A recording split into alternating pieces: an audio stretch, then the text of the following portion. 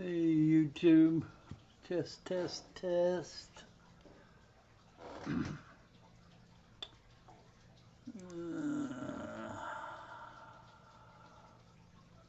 How's everybody on this fine Saturday?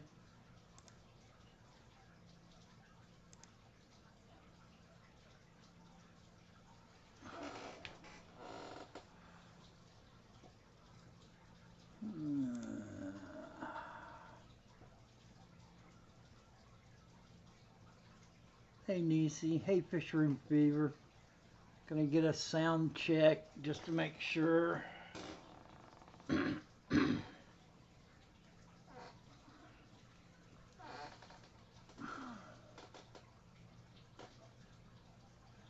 Test, test. Hey Daryl Deemer, sounds great, thanks. AV 5x5. What's going on with everybody today? We had a power outage here. I wasn't sure I was going to be able to do my live stream, but the power came back on again, so here I am. I'm blissfully unprepared, so I hope someone has a topic for us to grind on a little bit today.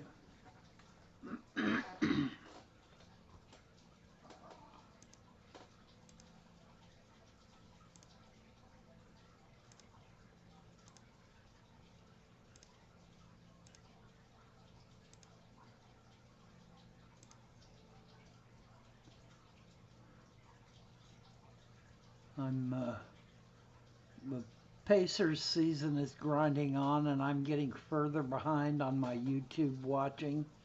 I I try to keep up. I try to keep up with everybody's live streams and videos, but it's difficult. It's difficult to. There's so many of us in the fish fam now that it's pretty much a deluge out there with all the videos that are coming down the pike. So I apologize if I haven't piped up lately. Hey Pam, welcome to the stream. Pam, I did catch your Mickey Mouse ears on your live stream. I thought that was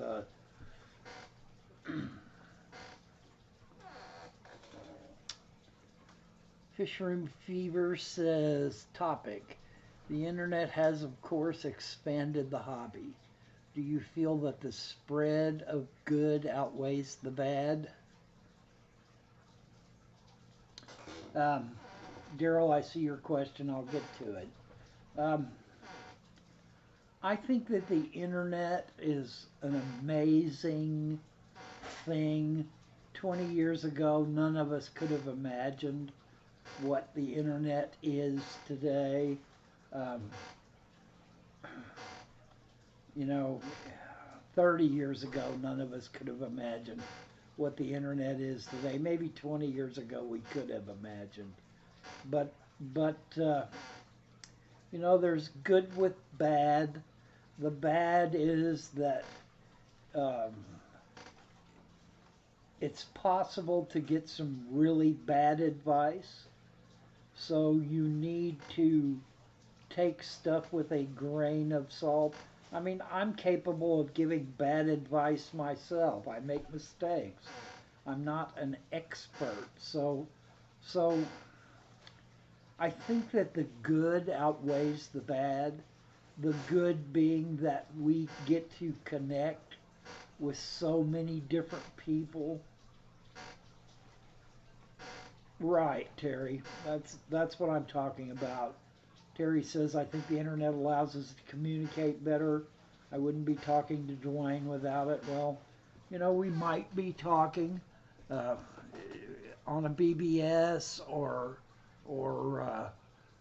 in a club meeting or through circulars, but the internet allows us an immediacy, an instant connection where, like in this chat room, you guys can talk to each other from all over the world and have an instant connection with each other. Boy, it's rolling thunder outside again. If my stream drops out, do not be surprised. Um, this has been a pretty heavy storm system, winter thunderstorms, something that I guess we're all going to get more and more used to. Um, Daryl is asking me how many tanks I've got running and any fish still from the Peru trip. Um, Daryl, I've still got 7 tanks running. Um, I, yes, I still have the tetras from the Peru trip, and I've got 1 pleco left. I'm really having a hard time feeding. These plecos were all vegetarian plecos. They're not interested in any kind of regular fish food or any of the rapashis that I have. They all have some form of meat in them, and they are just literally uninterested in that stuff. About the only thing that they will eat is leaves. When I put leaves in the tank, and they scrape the wood continuously, they scrape the algae continuously, and about the only thing that I've found so far that they will really eat is cucumbers and grapes, and even different kinds of squash. They won't touch it. It's just really been difficult trying them. I've tried canned green beans and they wouldn't touch those either. Not Nola Jane. Nisi says, but what if you don't have a local club? My live fish store has a club, but that's really a group of fellows watching movies and drinking beer. The internet helps people in remote locales make connection with like-minded people easier, in my opinion.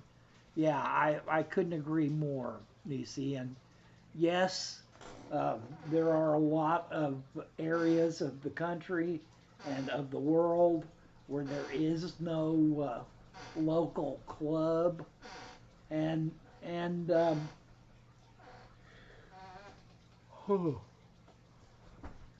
excuse me.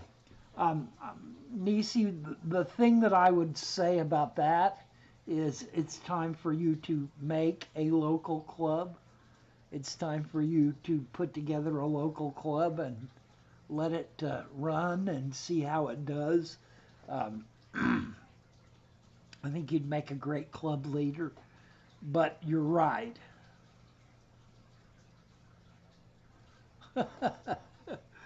BC says, as far as bad advice on the internet, my state had our first reptile expo a few months ago. It was impossible to talk to anyone about anything, much less get advice. Nisi doesn't like people enough to run a club. Well, but what the point I'm trying to get at is sometimes we need to take the plunge and start a local club because otherwise there isn't going to be one. And you would be surprised how many people in each local area are interested in being in a club. You know, there may be 10,000 fish keepers in your local area, and I say that roughly, you know, maybe 100 miles around you. And in Alaska, it may be a little different. And in some far rural areas, it may be different too. It might take 200 miles to get 10,000 fish keepers. And of that 10,000, probably 50 or 100 would be interested in a club, you know. And you just have to get the information out there so that people recognize that you're there. You have to have some kind of hook for them to be interested in showing up. maybe in the whole state of Wyoming. Okay, Punchy, you might have me there, Pam. That in the state of Wyoming, but I would probably guess that there's 5,000 people in the state of Wyoming that keep fish. It's more than you think. That's my point. There are more people than you think there would be in the local area that keep fish. It would surprise you to learn just how many people there are that keep fish. Um, and if you start a club, you will get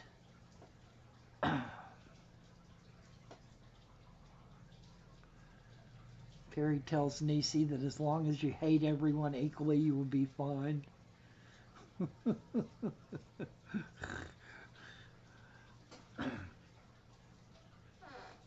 Well, I mean, it's a great question.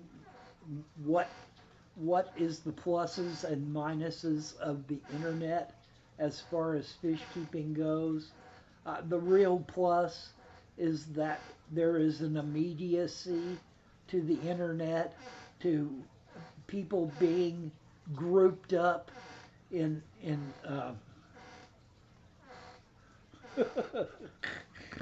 Jerry Morrell says 5,000 fish keepers in Wyoming. So everyone in Wyoming keeps fish then? Yep, all of them. Every last person in Wyoming keeps fish, all 5,000 of them. It's. I just think that it would surprise you to learn how many people there are in your local area. You know, if you could, hey, Maple Street Aquatics, welcome to the stream. And hey, Aquatic Nest, welcome to the stream. I'm responding to a topic of, of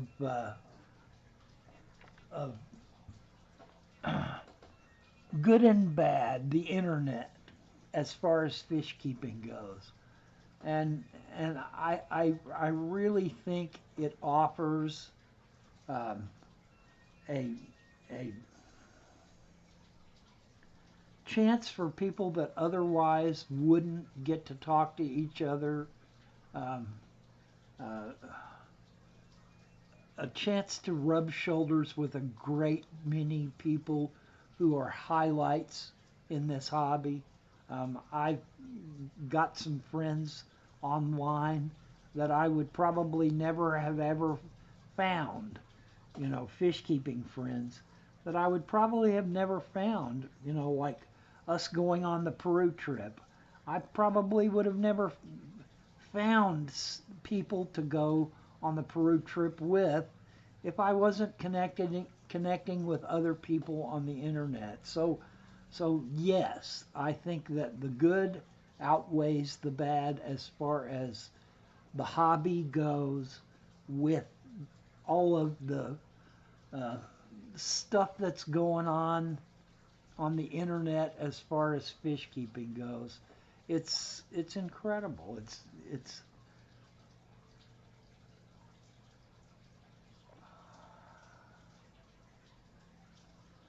I once had 3 customers in a row jump in on an aquarium conversation while I was running a register.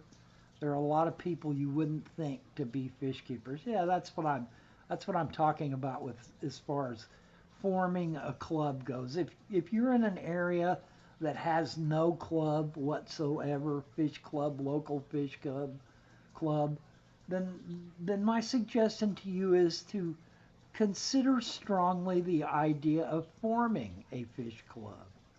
Hey, Big J, welcome to the stream.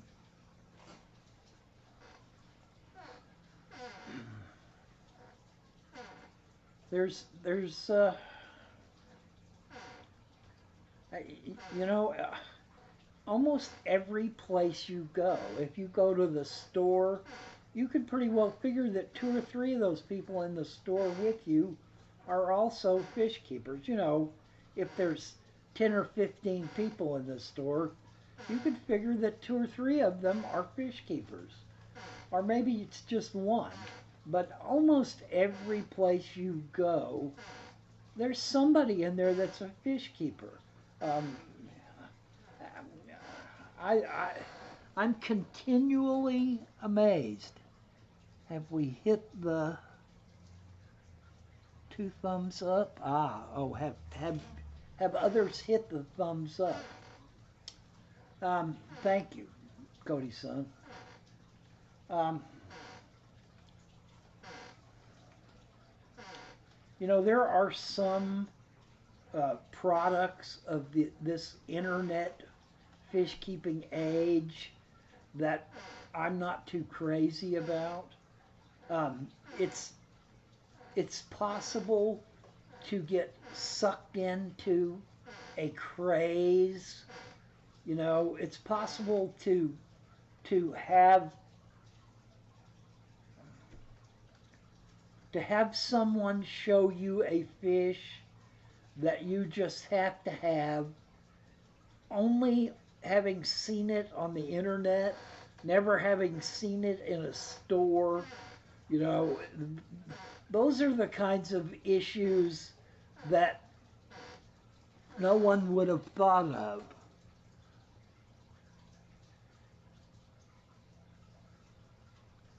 Fishery Fever said it was the 1993 census that showed 10% of households have an aquarium with an average of 8 or 9 fish. I'm sure that number is much greater now. Yeah, if you look at sales for aquariums, there's an awful lot of sales now. It may well be that one person's buying 100 aquariums, but there's a whole lot of aquariums being sold. Hey, Turbo Fish, welcome to the stream.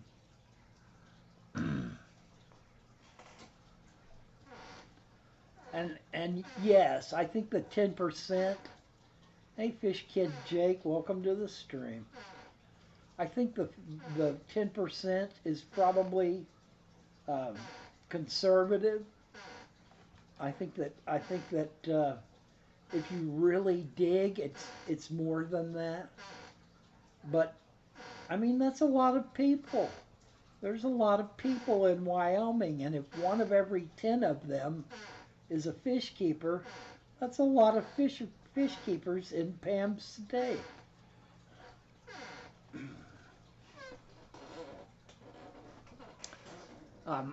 Another plus of the internet is that you can access real-time help.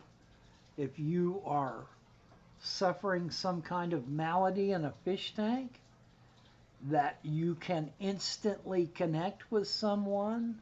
You might raise Corey by email if you're lucky, that your time matches with him. You might catch several of many live streams and ask questions. And even if the people that are running the live stream are not savvy enough to give you an answer, or if the question is so far afield of their experience that they're not able to give you an answer, there is probably someone in the viewing audience of their stream that knows something exactly about the question you are asking. The odds are good that there are so many people that are linked up. We can now order fish online, and that's part of the internet fish keeping experience, that we can go online and go to Wet Pets or go to any of the other excellent fish dealers. There's tons of online presence of excellent fish keepers that are selling fish online. Bob Steenfot is selling now. You can connect with Greg Sage online. You can connect with Eric Bodrock online. You can connect with with Mike Drawdy at Imperial Tropicals online. You can connect directly with fish sellers now and order a fish in 10 minutes and pay for it and have it shipped out the next day to you. And back in the day, you had to get lucky enough to find it at a local auction, fish club auction, or know someone that knew someone that had some, and maybe they are not sold yet. And when you finally track them down, then you'd have to do a face-to-face meetup. They may want to meet you in a parking lot somewhere because they don't want you at their house. They don't want you knowing where they live. Or if it's someone that knows you really well, they invite you to their house. You get to enjoy their fish room and carry off fish in a bucket or bags. It's a whole new world these days with fish. And Fish Kid Jake loves the live chat.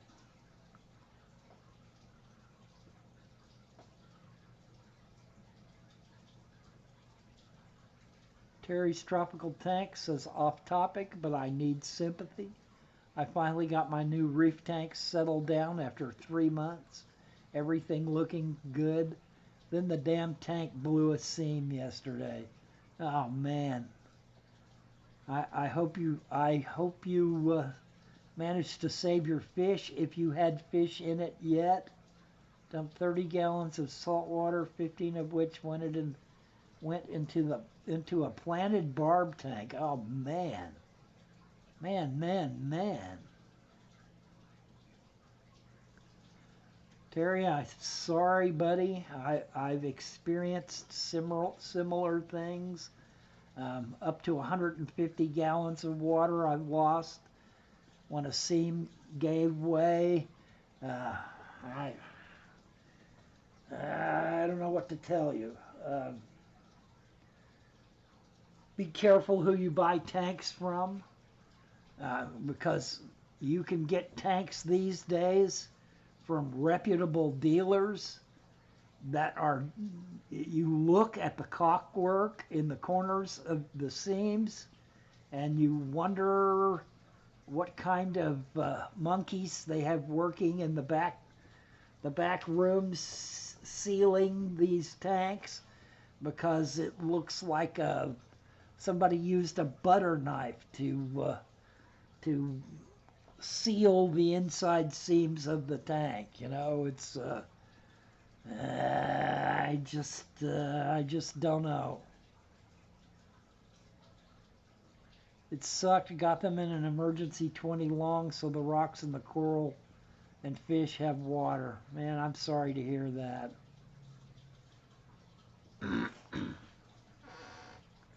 I can commiserate on that misery, and I'm glad you had an emergency tank to go to. I think that's, if anybody learns anything from your experience, your bad experience, it is to always have an emergency tank handy, just so if something like that happens, that you've got some place. You know, it could be a quarantine tank.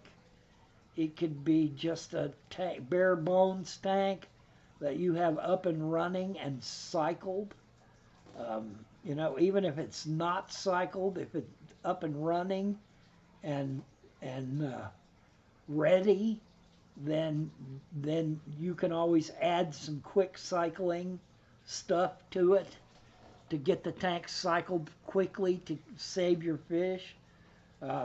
That's probably one of the best pieces of advice that any new fish keeper can get, is to always have a or several spare tanks, or to have tanks that are so lightly stocked that you are ready to go if you suddenly are faced with an emergency and you have to save your fish by putting them in another tank.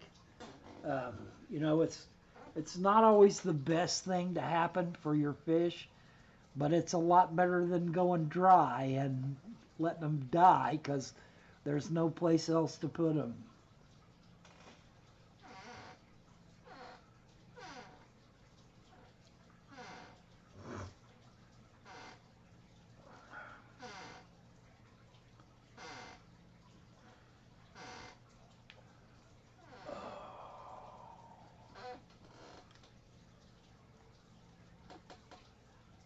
And Chevy Fish says always keep a spare $3.99 Ace Hardware or whatever bucket or two on hand for emergencies. Yep, that will work too in a pinch.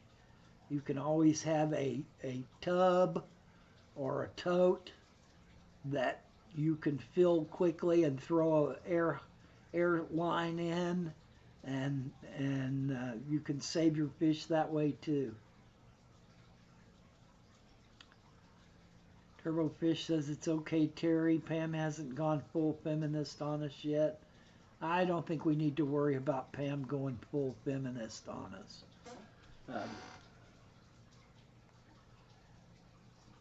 I think Pam could probably outpunch a lot of us. Fish Kid Jake says I'm about to get a new tank.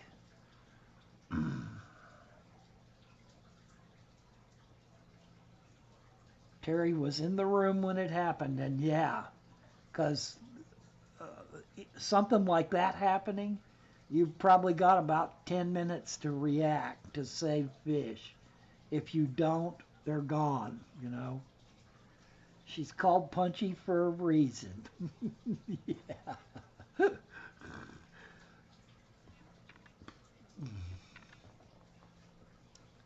So, Fish Kid Jake, what kind of new tank are you getting?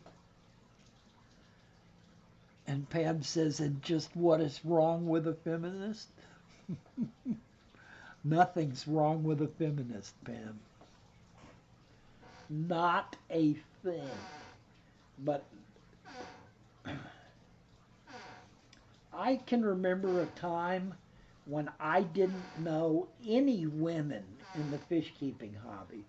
I can remember a time when to find a woman that was the main fish keeper in a house was shocking to me. But along about the end of the 70s, I started noticing that in fish clubs that a lot of housewives who were married to fish keepers started keeping their own fish, and that a lot of conventions have a lot of women. Turbofish says, I can't remember my life before Pam. No, Pam, you won't catch me going down the road of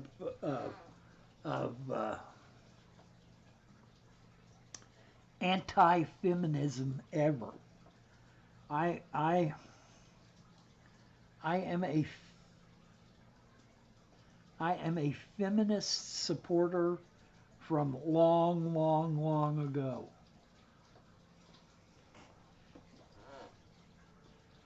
And Pam says that her ex never kept fish, but she did. Yeah, that back in the day, Pam. Back in the day, that was really unusual.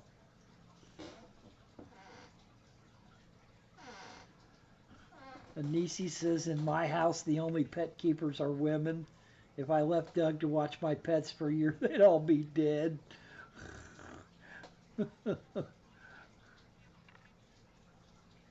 Turbofish says Annie was a fish hater for years. Now look at her, elbow deep in goldfish tank today. Yeah, I think that this hobby is as inviting. Terry says in the 70s and 80s, fish clubs were all guys. Well, I was in the Texas Cichlid Association um, back in the 70s. And in the mid 70s, I started noticing many more women were becoming involved. You would go to a meeting, you would go to um, you know, back in the 70s, there were a lot of sponsored talks. Um, Fish companies that made fish products would sponsor individuals to go out in the country and give talks to local fish clubs and to the general public. Um,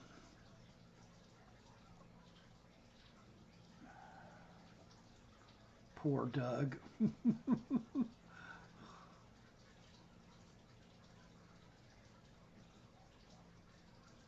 Pam says she was on a live stream a while ago where the conversation turned to how feminism has ruined the world. Women shouldn't be working outside of the home, etc., etc. You would have been proud of me. I didn't say anything. I'm not sure if I could have gone without saying. Just sat there hyperventilating. I'm not sure that I could have gone very long without saying anything. I would have had to have said something.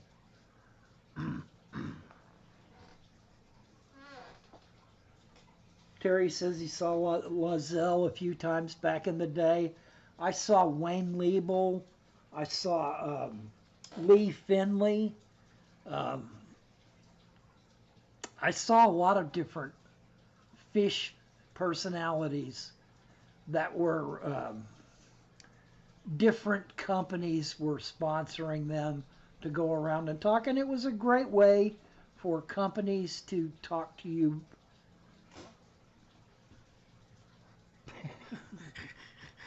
Nisi says, Pam, oh honey, message me next time. I'll jump in and shut it down quick. uh, yeah.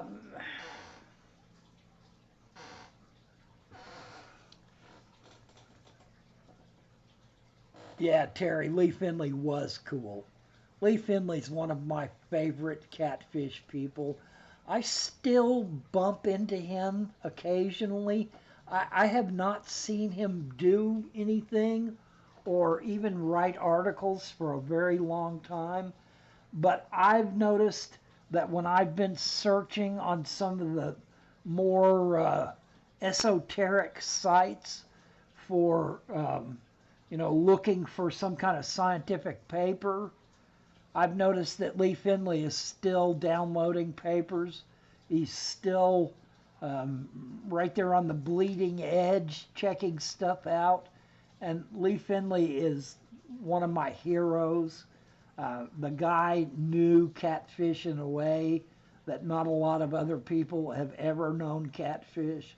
And there are a lot of catfish experts out there.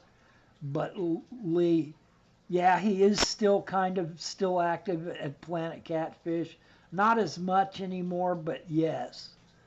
Lee Finley, most people that have been in the hobby for the last 15 or 20 years will not know who Lee Finley is, but he is a true catfish expert and someone that really, I would recommend anything that you can find by Lee Finley.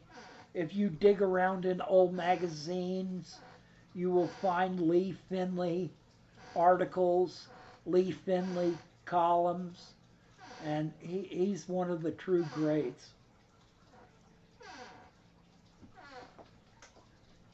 Terry says, I think Dwayne just called me old. Well, if the shoe fits, wear it, my friend. I know I've sure got it on. um, I I don't know why, but I don't think I have a misogynist bone in my body. I have always respected women. I've always felt the need to demand that the women in my life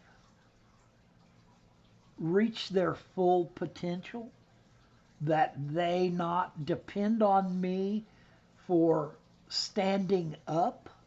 I think that they should stand on their own 2 feet and always know that I am there when they need me for something, but that they need to fulfill their full potential, that they need to express their full abilities, that they need to understand that I support them in whatever endeavor they choose, whatever direction they go in, that the idea that a significant other of mine would feel like that they needed to hold my hand and lean on me to be able to walk their own life is just alien to me.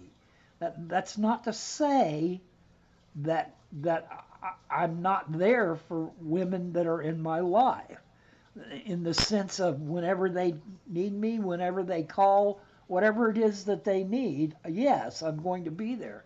But I'm also going to demand of them that they stand on their own 2 feet, that they feel fully qualified and capable of defending themselves, and know that I back them up to the hilt, but that they do not need to um,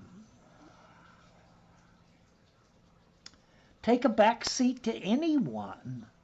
That I'm never going to say, oh, honey, don't say that.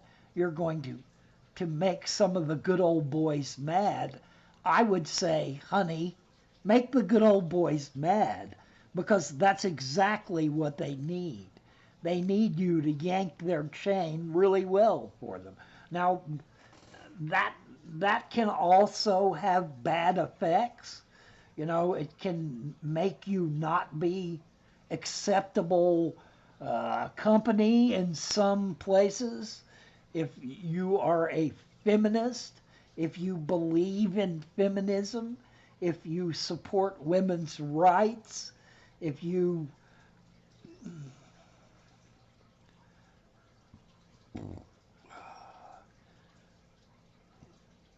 Turbofish says, I have no idea where men come up with this ideology that they're superior.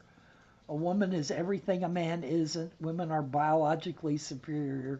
They can create another person. That's crazy. It's our role to protect and support. That's it. Well,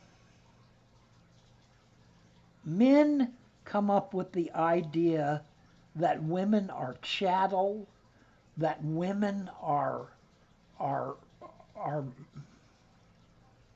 made to stay barefoot in the kitchen, because they're threatened by women that have strong personalities.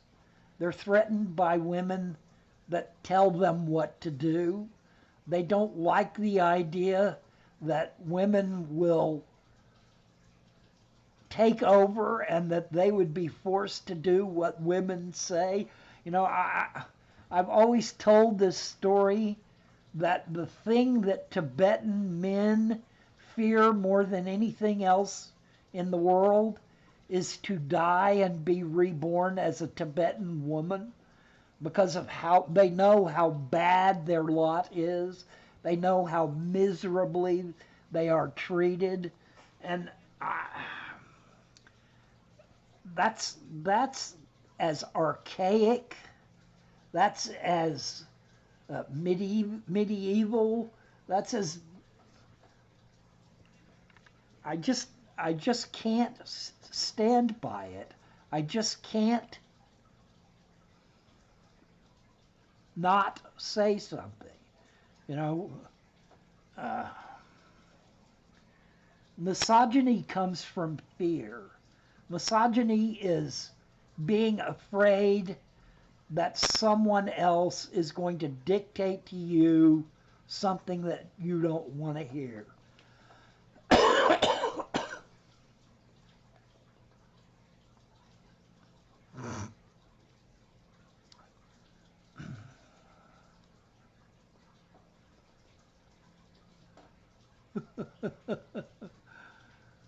Pam, Pam and Punt and Nisi are going to have a coffee get together. Nisi, she may be much closer to you pretty soon than you might imagine. It may not take 7 to 10 days, depending on road detours.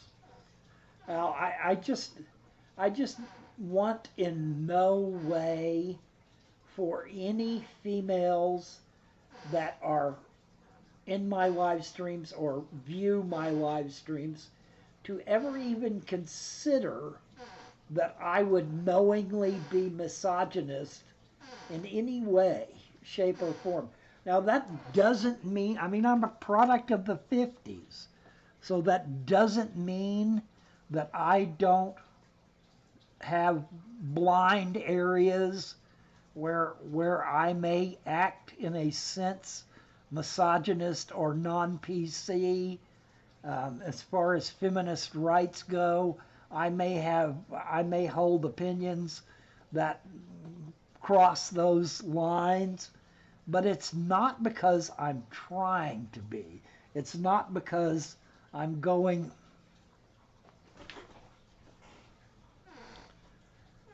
Yeah, there you go.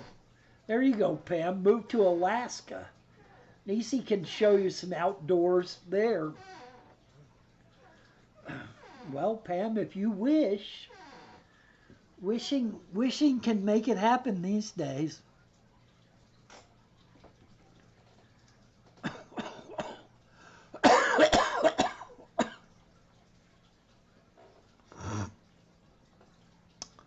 All right, guys.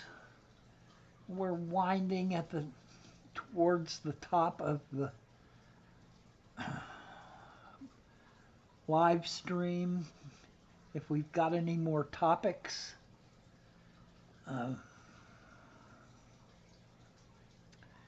Terry says he's here making his wife cook. Yee.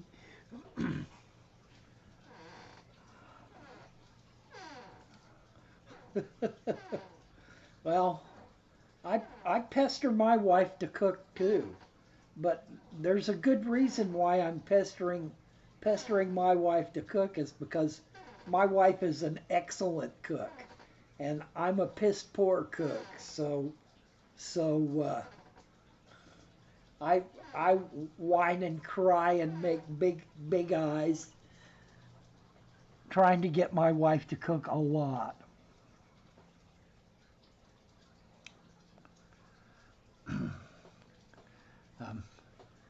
Anybody that's met me in person will know that I'm carrying the evidence of how excellent a cook my wife is around with me everywhere I go. All 30 or 40 extra pounds of it.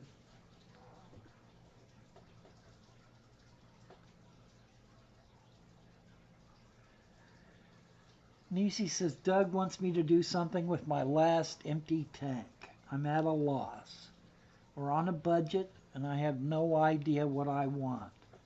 Ideas for a 20 long on a budget.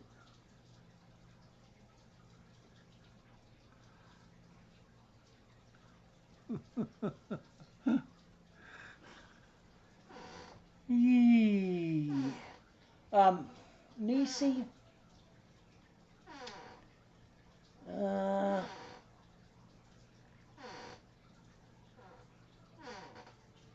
Pam is suggesting shell dwellers.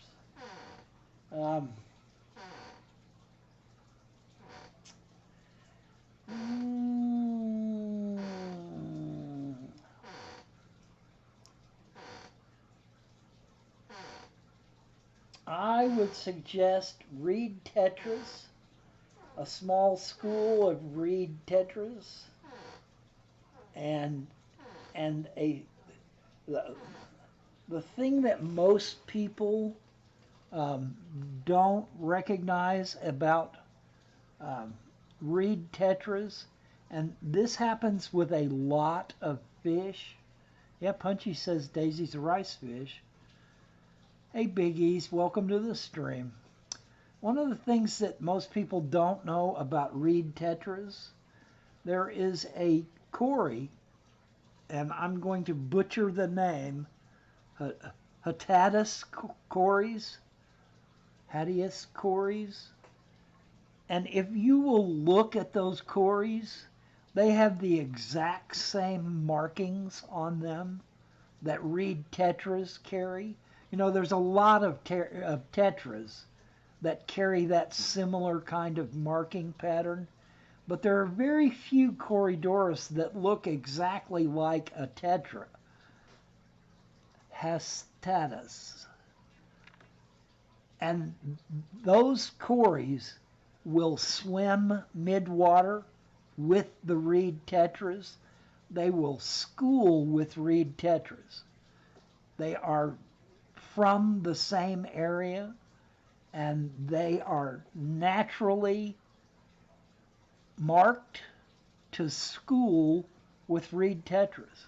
So you will find a very large school of reed tetras in the wild, and about a third of the fish in that school are going to be Corydoras hastatus. And I'm probably butchering that Latin last name, but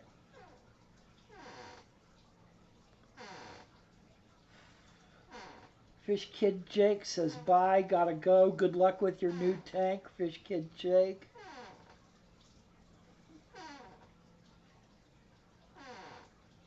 You'll have to let us know. Oh, man. My sleeping, I don't know why. It's probably my age and the winter setting in or trying to set in. It was 70 degrees here today before the storms rolled through, but I've been hibernating like a bear this year. I could sleep 20 hours a day. So here I am yawning.